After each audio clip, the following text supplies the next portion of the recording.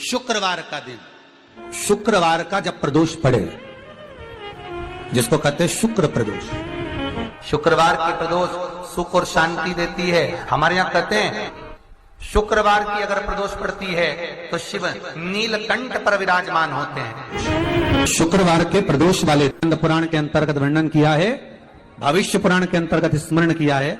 एक चक्षु नारियल मतलब 10,000 नारियल में एक नारियल ऐसा होता है, एक श्रीफल ऐसा होता है जिसके 3 नेत्र की जगह 1 नेत्र होते हैं। कितने नेत्र होते हैं? 1 नेत्र।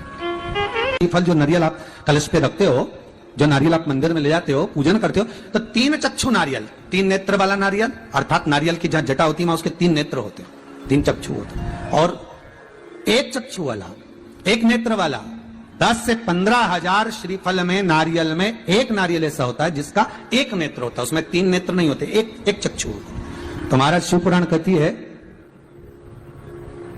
स्कंद पुराण कह रही है कि 1 चक्षु जो नारियल होता है उसको शुक्रवार का जब प्रदोष पड़े, जिसको कहते हैं शुक्र प्रदोष। कौन सा प्रदोष होना चाहिए? शुक्रवार का प्रदोष। तो शुक्रवार के प्रदोष वाले दिन उस नारियल को एक बेलपत्री के साथ में महाराज अंदर तिजोरी में या अलमारी में, या आपकी जहां बरकत होती है, दुकान का जहां व्यापार व्यवसाय चलता है, अलमारी होती है या गुल्लक होती है या तिजोरी होती है या अलमारी होती है, उसमें उसको रख दिया जाता है। कब रखना है? शुक्रवार का प्रदोष के दिन। और शुक्र प्रदोष के दिन उसको रखने के बाद में दूसरा दिन, अर्थात शुक्र प्रदोष के दिन रख दो और शनिवार के दिन उसको निकाल लो, और निकालने के बाद उसको पूरे घर में घुमाने के बाद में श्री गणेश जी के मंदिर में, जो भी तुम्हारे घर में, तुम्हारे गांव में, तुम्हारे नगर में जो गणेश जी का मंदिर हो, उस मंदिर में ले जाकर उसको रखी आइए। वहां से मात्र 1 दुर्बा लेकर आइए, गणेश जी महाराज की चढ़ी हुई केवल 1 दुर्बा, और उस दुर्बा को दरवाजे की देहली पर छुलाकर उस दुर्बा को अपनी अलमारी में, अपनी तिजोरी में उसी दिन रख दो जिस दिन लेकर आयो महाराज। कभी जिंदगी में लक्ष्मी की कमी नहीं आ सकती, पर होना चाहिए 1 चक्षु नारियल। कभी संपदा की कमी नहीं आ सकती, कभी आपको नीचे की ओर नहीं जा सकते, आप उन्नति की सीढ़ी पर ही चढ़ो, अग्र नहीं बढ़ो, आगे ही बढ़ो। तो 1 चक्षु नारियल तो जीवन का आनंद सुख। तो उसी तरह शंकर को पाना, शिव का स्मरण करना या शंकर का अनुमोदन करना। महाराज 1 चक्षु नारियल हो, और वो 1 चक्षु नारियल जिसके 1 नेत्र हो, और वो नारियल अगर शुक्रवार की प्रदोष हो और प्रदोष काल में उसको अलमारी में, तिजोरी में रखा जाए बेलपत्र के साथ, और उसी श्रीफल को दूसरे दिन गणेश जी के मंदिर में संपूर्ण घर में, व्यापार में घुमाकर रखा जाए, वहां से मात्र 1 दुर्बा लाकर रखी जाए, कभी संपदा की कमी नहीं आ सकती। ये उसी तरह प्रदोष का दिन, प्रदोष काल का समय, भगवान शंकर प्रदोष के दिन, प्रदोष काल में अपने भक्तों के घर पर नंदी के कान में जो बोल कर जाता है, शिवजी नंदी पर बैठकर उस भक्त के दरवाजे पर उसका कल्याण करने के लिए प्रदोष के दिन, प्रदोष काल में पहुंचते हैं। हर हर प्रदोष के दिन, प्रदोष काल में देवाधिदेव महादेव उस शंकर के भक्त के घर जाते हैं, जो भगवान नंदीश्वर के कान में कहकर जाता, नंदी के कान में जिसने कहा।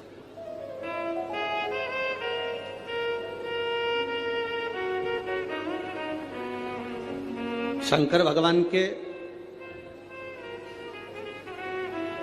इस शिवलिंग का स्मरण आप करेंगे।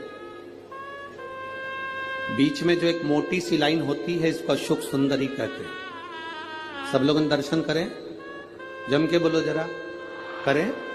अशोक सुंदरी की जगह जहां पूरी हो जाती है, उसके बीच में शिवलिंग और उसके बीच में थोड़ी सी जगह खाली आती है। करें दर्शन, समझना जरा बहुत अच्छे से। जैसे ये अशोक सुंदरी की जगह है, हम निवेदन करेंगे आस्था चैनल वालों से भी और एलईडी वाले भी, जिन जिनको एलईडी पर आप दर्शन करा रहे हैं वो पूरी तरह से कराएं। गणेश जी का स्थान, षडानंद कार्तिकेय का स्थान, अशोक सुंदरी का स्थान बीच में। अशोक सुंदरी का जो स्थान पूरा हो जाता है, वहां से लेकर शिवलिंग के बीच में खाली जगह आती है। करें दर्शन आप लोगों ने, खाली जगह आती है।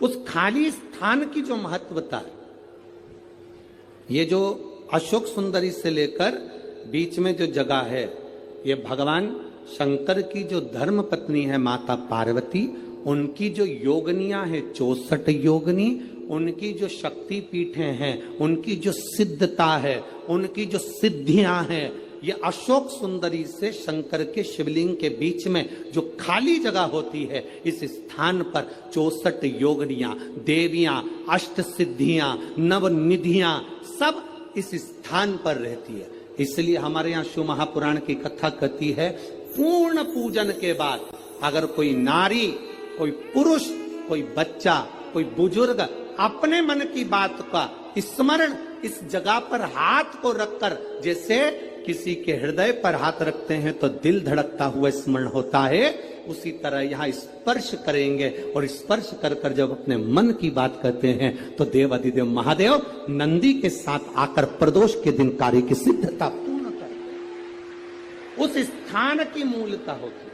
वो स्थान समझ में आएगी ना जगह? अरे बोलो तो जम के। नहीं समझ में आई हो तो एक बार फिर वापिस समझ लीजिए, फिर समझो आप। स्थान देखिएगा, गणेश जी का स्थान, कार्तिकेय जी का स्थान, बीच में ये आ गई अशोक सुंदरी की मोटी सी लाइन।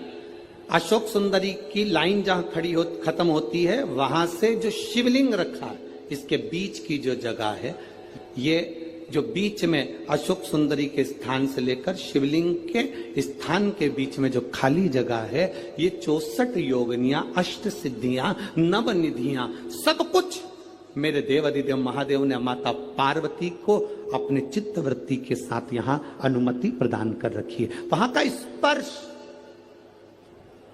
वहां का मात्र स्पर्श और हमारे दिल की बात, शंभो शरणे मांगू घड़ी रे, दुख काटो दया करी दर्शन। उस स्थान का स्पर्श हमें सुख देता है, स्थान का स्पर्श।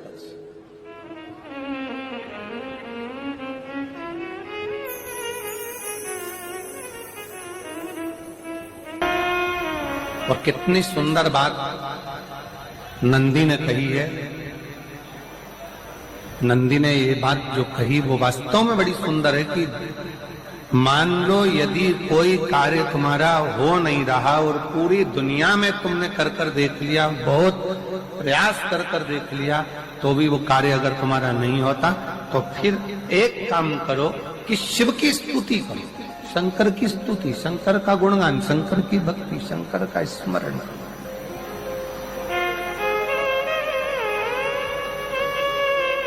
फिर शिव की स्तुति करिए, शंकर से विनय करिए, शंकर से निवेदन करिए, शंकर का गुणगान करिए। एक नियम बना लो, 12 महीने शिवरात्रि आती है, हर महीने शिवरात्रि पड़ती है, महीने में 2 बार प्रदोष पड़ती है। या तो प्रदोष का नियम बनाओ या शिवरात्रि का नियम बनाओ। एक होता है शमी का पौधा, एक होता है मंदार का पौधा। मंदार जानते हो सब लोग? बोलो तो जम के। सफेद आंकड़ा भी उसको बोलते हैं, मंदार भी उसको बोलते हैं। मंदार का पौधा और एक होता है शमी का। कहते हैं जिस व्यक्ति की जिंदगी में केवल घाटा ही घाटा लिखा हो, दुख ही दुख लिखा हो और कई साल हो गए हों किराए के मकान में रहते हुए या तकलीफ को भोगते भोगते, परिवार में कहीं सुख है ही नहीं, 2 पौधे को याद रखना। और दोनों पौधे की कथा हमने पूर्व में सुना चुके, मंदार और शमी।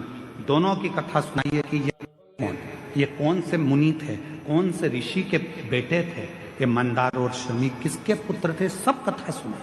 आप यूट्यूब पर सर्च करिएगा तो आपको कथा पूरी मिल जाएगी, आप उसको सुनिए।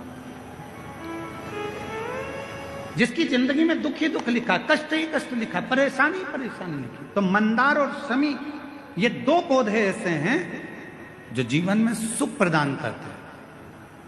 एक काम करना चालू करो, थोड़ी सी मिट्टी शमी के पेड़ के नीचे की और थोड़ी सी मिट्टी मंदार के पौधे के नीचे की, दोनों को लाओ, अच्छा मिलाकर उसका एक शिवलिंग का निर्माण करो और उस शिवलिंग का पूजन प्रदोष काल में शाम के समय शिवलिंग के सामने 2 घी के दिए जलाकर जैसी घर में पूजन करते हो वैसी की वैसी पूजन करो, आरती करो, थोड़ा सा भोग लगाकर निवेदन कर कर उस शिवलिंग का बाद में विसर्जन करो। 5 या 7 प्रदोष कर लो या 5 या 7 शिवरात्रि कर लो, आपको किसी के आगे हाथ नहीं फैलाना पड़ेगा। मेरा देव अधिदेव महादेव स्वयं भंडार भरना प्रारंभ कर दे, स्वयं शिव भंडार भरेगा। मंदार और शमी के वृक्ष के नीचे का वो फल होता है जो सुख देगा, जो सुख देगा।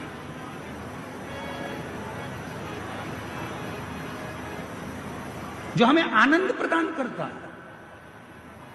मंदार मतलब आप लोग जानते हो, वो सफेद आंकड़े की जो जड़ होती है, आंकड़ा होता है, उसके छोटे छोटे फूल होते हैं मंदार के, भगवान शंकर को चढ़ते हैं। और शमी की पत्ती तो आप लोग जानते ही हो, शमी का पत्र, इसके पौधे के नीचे और उसके पौधे, इसका वृक्ष और उसके वृक्ष के नीचे की थोड़ी थोड़ी मिट्टी प्रदोष काल में या तो प्रदोष हो या शिवरात्रि हो, दोनों को मिलाकर उसका शिवलिंग बनाकर उसकी आराधना, उसकी शिव महापुराण करे। शमी का वृक्ष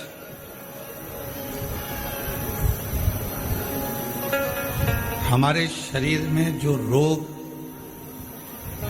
होता है, उस रोग के जितने भी तत्व होते हैं उनको शमी का वृक्ष खींचता।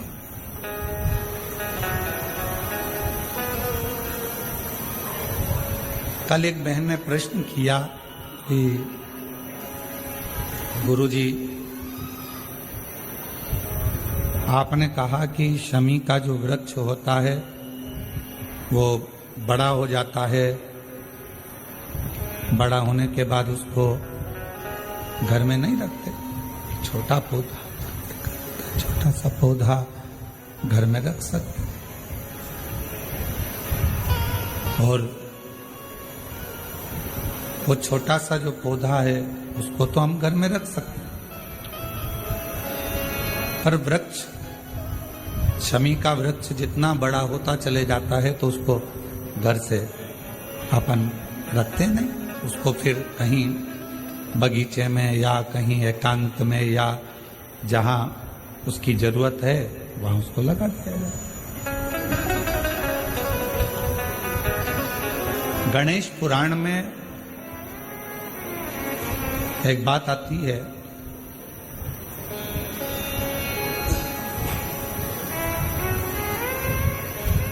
कि शमी का जो वृक्ष होता है वो रोग को खींच लेता, बीमारी को खींचता, तकलीफों को खींचता, दुख को खींचता, शरीर के रोगों को वो खींच लेता। तो शिव महापुराण की कथा में और गणेश पुराण की कथा से एक बात सीखने को मिलती है कि पौधा छोटा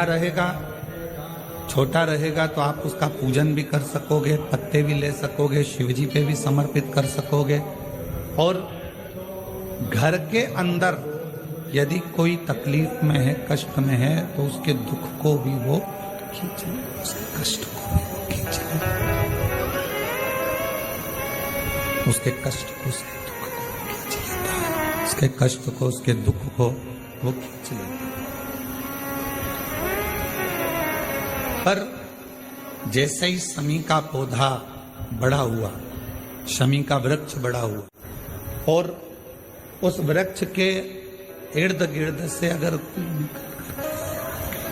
निकल कर जा रहा है, शमी के उस वृक्ष के आसपास से, इर्द गिर्द से अगर कोई निकल कर जा रहा है तो उसके भी रोग को वो खींचता है,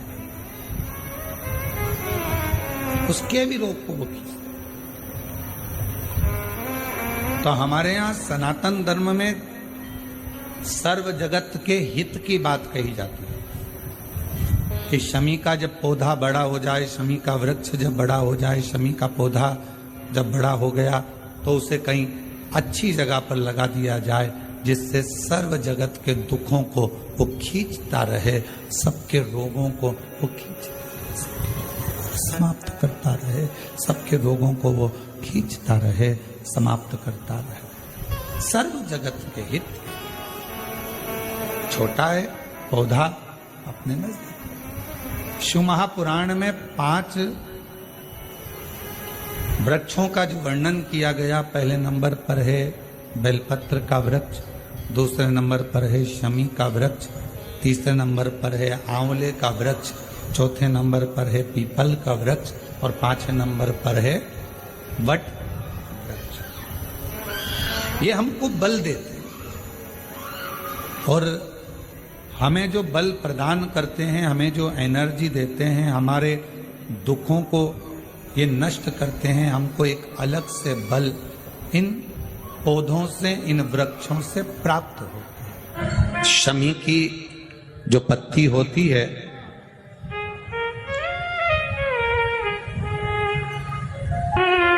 शमी की जो पत्ती होती है,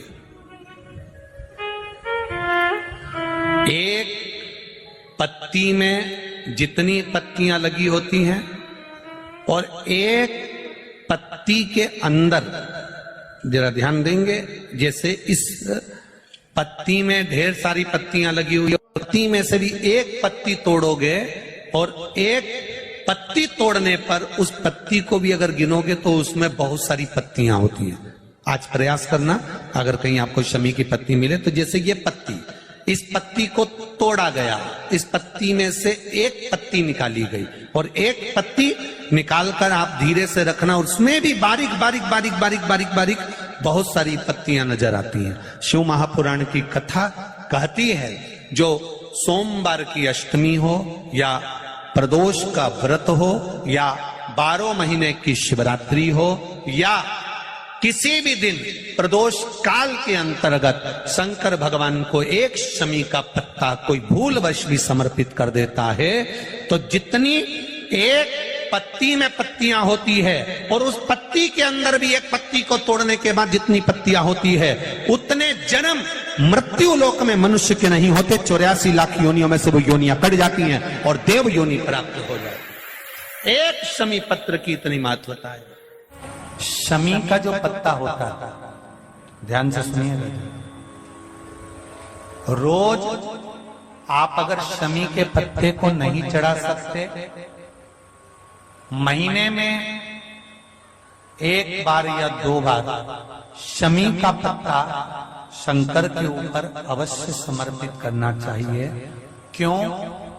शरीर में अगर कोई बड़ी बीमारी आने वाली होती है तो बाबा उस विष को समाप्त कर देते हैं, मात्र शमी का पत्ता समर्पित कर देते हैं।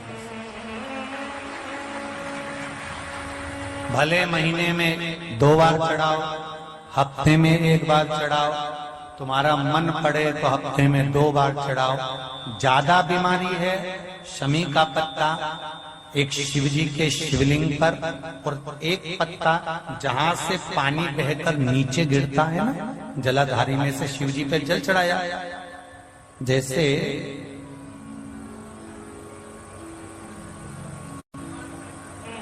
ये शिवलिंग, इस पर जल चढ़ाया तो ये पानी बहकर नीचे आता है, तो जहां गिरता है एक पत्ता शिवलिंग के ऊपर और एक पत्ता जहां से जल नीचे गिरता है वहां। अगर ज्यादा बीमारी है और ऐसा लग रहा है कि डॉक्टर कह रहे हैं कि तबीयत ज्यादा खराब हो सकती है, जांचे जाएगी, ये होगा वो होगा, तो एक पत्ता शमी का ऊपर, एक पत्ता जलधारी जो बहकर नीचे आती है पर चढ़ाना। शमी का पत्र रोग मुक्ति के लिए जब चढ़ाया जाता है तो भगवान शंकर का अवधूतेश्वर महादेव का नाम लेकर चढ़ाया जाता है। कौन सा महादेव? जम के बोलो जरा। अवधूतेश्वर महादेव का नाम लेकर चढ़ाया जाता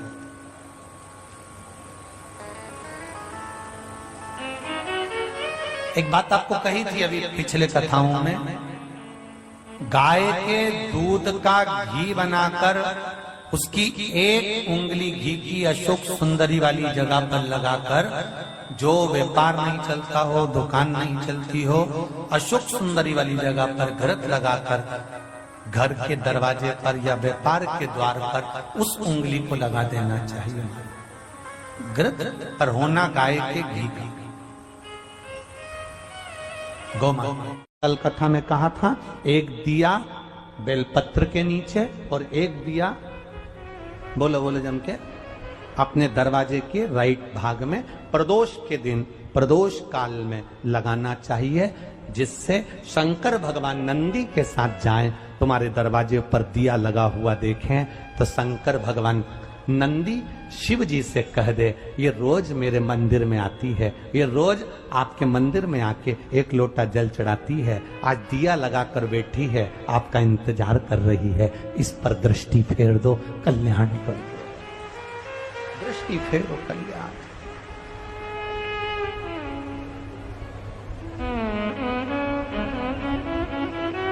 दिया लगाना मतलब प्रतीक्षा करना, दिया लगाना मतलब बाट जोना, दरवाजे पर दीप लगाना मतलब हम इंतजार कर रहे हैं बाबा का,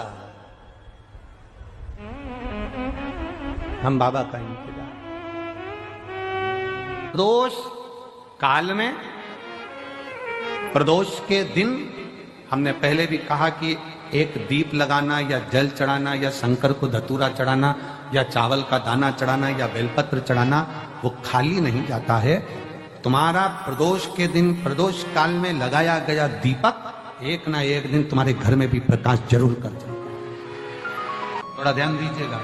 मान लो मेरे बेटा बेटी कहीं अप्लाई कर रहे हैं नौकरी के लिए या अन्य चीज के लिए, तो वो अगर बेलपत्री के मध्य पत्ती और ये दो पत्ती है, इस पत्ती के बीच की जो जगह होती है वहां यदि पीला चंदन और एक चावल का दाना लेकर हरीश्वर महादेव का नाम लेकर शंकर के शिवलिंग पर प्रदोष के दिन अगर चढ़ा देते हैं, तो वो बेटा बेटी जिस एग्जाम को दे रहा होता है अच्छी मेहनत के साथ, लगन के साथ, तो निश्चित है वो उसमें सफलता पाता जरूर। हरीश्वर महादेव, एक बार बोलो कौन से महादेव? हरीश्वर महादेव। जब कोई कह दे कि तुम्हारी जिंदगी में दुख ही दुख है,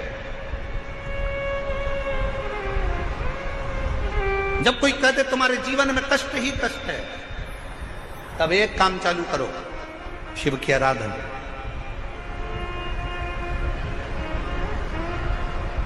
तब एक काम चालू करो, भगवान शंकर की आराधना। 3 चीजें अपना लो। पहले नंबर पर शिव जी के मंदिर में 1 लोटा जल चढ़ाना। दूसरे नंबर पर अगर प्रदोष के दिन मंदिर में दिया लगा सकते हो तो ठीक है, नहीं तो एक कनेर का फूल पीला वाला, देखा है आप लोगों ने? जम के बोलो जरा। पीले कलर का कनेर का फूल एक प्रदोष के दिन, प्रदोष काल के समय पर अगर दीप लगा सको तो ठीक है, नहीं तो एक कनेर का फूल पीले कलर का शिव जी के अशोक सुंदरी का स्पर्श। अशोक सुंदरी वाली जगह मालूम है ना आप लोगों? फिर से आप समझ लें।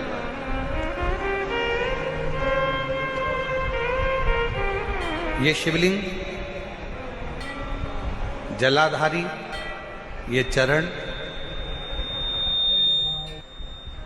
राइट में गणेश जी, लेफ्ट में कार्तिकेय जी, मध्य भाग में जो एक मोटी सी लाइन होती है वो अशोक सुंदरी का स्थान होता है। जहां पर शिवलिंग रखा हुआ है ये पार्वती जी का हस्त कमल। शिवलिंग के ऊपर जो कलश में से एक एक बूंद पानी गिरता है वो शंकर जी की 5 लड़कियां, जया, विषहरा, शामली बारी, दौतली, देव। शिव जी के 6ठे नंबर की लड़की अशोक सुंदरी मध्य भाग में। जब एक कनेर का फूल प्रदोष के दिन, प्रदोष काल में अशोक सुंदरी वाली जगह पर स्पर्श कराकर शिव जी को समर्पित करना। 3 क्रम है, अगर बन सके तो करो। पहला 1 लोटा जल चढ़ाना, दूसरे नंबर पर अगर बहुत ज्यादा तकलीफ की जिंदगी चल रही हो, बहुत कष्टमय जीवन चल रहा हो और सब ने कह दिया कि तुम्हारी किस्मत में तो धक्के ही लिखे हैं, केवल आप धक्के ही खाओगे, तो एक कनेर का पुष्प प्रदोष के दिन, प्रदोष काल में अशोक सुंदरी का स्पर्श कराकर शिवलिंग पर चढ़ाओ। और बन सके प्रत्येक महीने शिवरात्रि आती है, जैसे कल शिवरात्रि है ऐसे हर महीने शिवरात्रि आती है। शिवरात्रि के दिन एक अक्षत, मात्र एक अक्षत, केवल एक चावल का दाना, एक दुर्वा के साथ शिव जी को समर्पित करना प्रारंभ करो। जिंदगी की कैसी भी तकलीफ होगी, मेरा शंकर भगवान उस तकलीफ को मिटाए। काटो।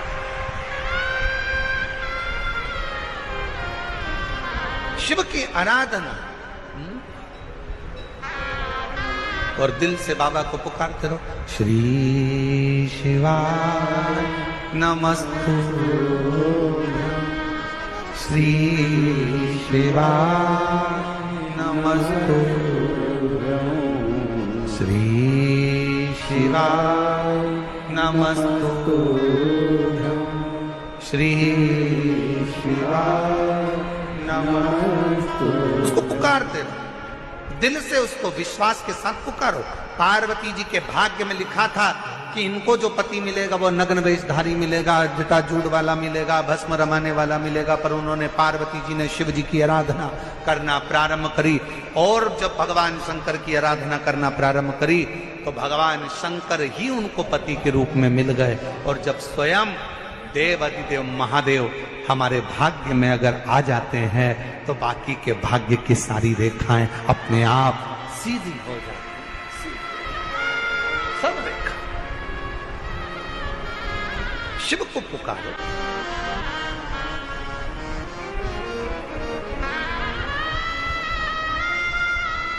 भगवान शंकर को पुकारने का प्रयास करो। महाराज,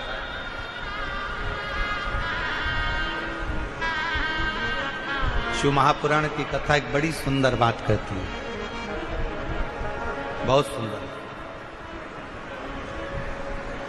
जिसके दिन खराब चल रहे हो ना, तुम्हें मालूम है कि तुम्हारा रिश्तेदार के दिन खराब चल रहे हैं, उसकी तकलीफ की जिंदगी चल रही है, उसको कष्ट है। हम जानते हैं कि दिल्ली वालों को इतना समय नहीं है, मुंबई वालों को इतना समय नहीं है, बड़े बड़े शहर वासियों को इतना समय नहीं है, पर शिव महापुराण की आज की बात को लेकर जाना। जिसके दिन खराब चल रहे हो, तुम्हारे रिश्तेदार, तुम्हारा कुटुंबी, मोहल्ले में किसी के दिन अगर बेकार चल रहे हो, बहुत कष्ट के दिन चल रहे हो, तो उससे कम से कम एक दिन में 2 बार जरूर मिला करो। क्यों? उसके दिन भले खराब चल रहे हैं, पर एक ना एक दिन मेरा बाबा उसका हाथ पकड़कर उसको उन्नति की सीढ़ी पर जरूर चढ़ा। अगर किसी के दिन खराब चल रहे हैं तो उससे 2 बार मिलो। अगर किसी का स्वास्थ्य खराब चल रहा है तो उससे 3 बार मिलो। चिंता मत करना, छोटी सी बीमारी है, ठीक हो जाओगे। चिंता मत करना, ऐसी बीमारियां तो आती रहती है, टेंशन मत लो। किडनी खराब हुई है, लीवर बेकार हुआ है, शुगर हो गई है, थायराइड हो गया, कैंसर हो गया, क्यों चिंता करते हो? 3 बार मिलो। किसी के दिन खराब चल रहे हैं तो 2 बार मिलो, किसी का स्वास्थ्य खराब है तो 3 बार मिलो। और घर में अगर बुजुर्ग माँ बाप हैं और उनके प्राण छूटने का समय है तो शिव पुराण की कथा कहती है उनकी सेवा में 24 घंटे लग जाओ। 24। अपने बुजुर्ग माँ बाप की सेवा में, अपने बुजुर्ग माता पिता की सेवा में हर घड़ी, हर पल। प्रदोष का दिन हो और प्रदोष काल में आप अपने घर से जल और एक हाथ में घी का भरा हुआ दीप लेकर जिस दिन शंकर के मंदिर में जाते हो, शंकर को जल चढ़ाकर हाथ का स्पर्श जलाधारी पर कर कर शिव मंदिर में दीप प्रज्वलित कर देते हो, 26 प्रदोष का पुण्य फल उसी क्षण प्राप्त हो जाता है। 26 प्रदोष का फल एक ही दिन में, एक ही क्षण में प्राप्त हो जाता है। 26 प्रदोष। निवेदन सभी श्रोता बहन भाइयों से, कथा आस्था चैनल पर जो सुन रहे हैं, फेसबुक यूट्यूब पर जो सुन रहे हैं और पंडाल में बैठकर जो सुन रहे हैं, जिस दिन दिल से हारो ना,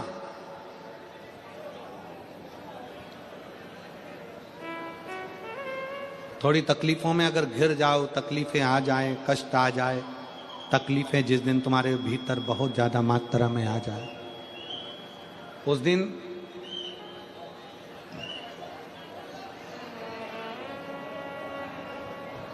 तीन बेलपत्र, एक बेलपत्र में पीला चंदन, बीच वाली पत्ती था। जिस दिन तुम्हें लगे कि मैं बहुत दुखी चल रही हूं और मेरा काम हो ही नहीं रहा, बहुत तकलीफ की जिंदगी चल रही है, कोई हाथ पकड़ने वाला नहीं है, कोई संभालने वाला नहीं है और बहुत तकलीफ हो गई, बहुत तकलीफ। उस समय पर एक बेलपत्री के बीच वाली पत्ती पर पीला चंदन, दूसरी पत्ती पर लाल चंदन और तीसरी पत्ती पर 11 चावल गीले, पानी में उसको थोड़ा सा भिगो लें या धो लें, 11 चावल गीले शिव जी की उस पत्ती पर रखिए। सबसे पहला पीला चंदन का बेलपत्र, दूसरे नंबर पर लाल चंदन का बेलपत्र, तीसरे नंबर पर जो 11 चावल आपने धोकर रखे हैं वो हाथ की हथेली में रखना है और हाथ की हथेली में रखकर अपनी कामना कर कर भगवान शंकर से विनय कर कर पंचाक्षर मंत्र नमः शिवाय या षडाक्षर मंत्र ओम नमः शिवाय या श्री शिवाय नमस्तुभ्यम बोलकर उस बेलपत्र पर सीधे हाथ में रखकर उल्टे हाथ का स्पर्श कर कर बाबा से अपने मन के भाव कहकर शंकर के शिवलिंग पर उसे समर्पित कर दीजिए। एक ही लोटा जल, जहां से जल बहता है अशोक सुंदरी वाली जगह, एक ही लोटा जल, जहां से जल बहता है उस जल बहने वाली जगह पर 3 बार उस जल को अपनी कामना कर कर श्री शिवाय नमस्तुभ्यम या पंचाक्षर मंत्र या षडाक्षर मंत्र बोलकर 3 बार उस स्थान पर गिरा दीजिए। गिराने के बाद में बाबा से विनय कर कर अक्षत वाली जो बेलपत्र है, एक बेलपत्र और एक अक्षत उसमें से अपने लिए लेकर आ जाओ। उसको 2 महीना 3 महीना अपने घर में रखिए। जितना भी दुख है धीरे धीरे बाबा समाप्त कर कर खुशियां घर में लेकर आता ही।